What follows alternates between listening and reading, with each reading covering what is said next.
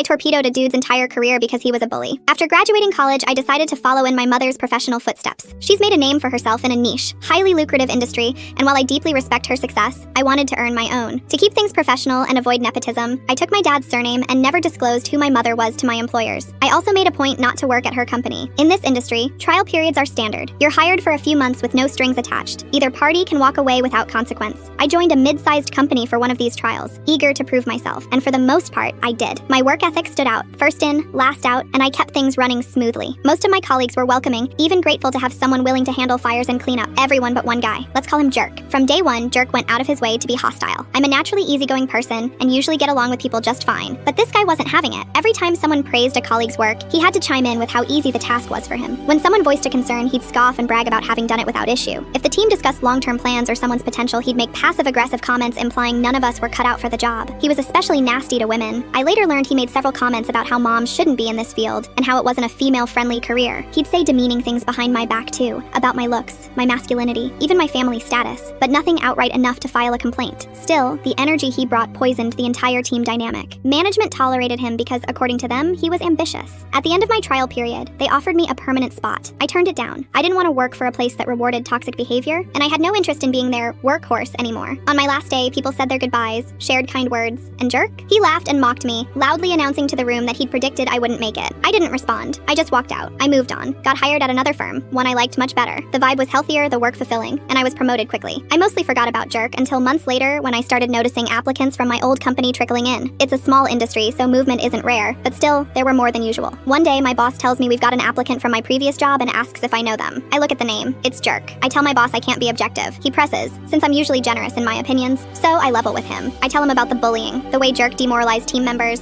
especially women, and how he soured the whole environment. My boss listens, thanks me for my honesty, and doesn't hire him. I think that's the end of it. Until dinner with my mom a week later, she casually asks if I knew someone named Jerk from my trial job. Turns out, he'd applied to her company too. I hadn't even mentioned his name to her, but she'd already heard of the behavior I described from when I vented after quitting that job. Once she knew it was him, his application went straight into the trash. A few more weeks pass, and we end up hiring a woman who left Jerk's company. She quickly figures out we have a connection, and over lunch one day tells me the full story. After I left, Jerk got promoted, and that's when people really started leaving. His promotion drove out talent. Management started investigating. Why were so many good workers leaving after their trials? Why weren't strong applicants accepting permanent roles? It all led back to Jerk. They had a sit down with him, tried to coach him, but apparently he wasn't open to change. He got fired. That's when he applied to my firm and my mother's. When neither bit, he tried a couple more companies in the area, but word travels fast in a small field. Last I heard, he's no longer working in the industry at all.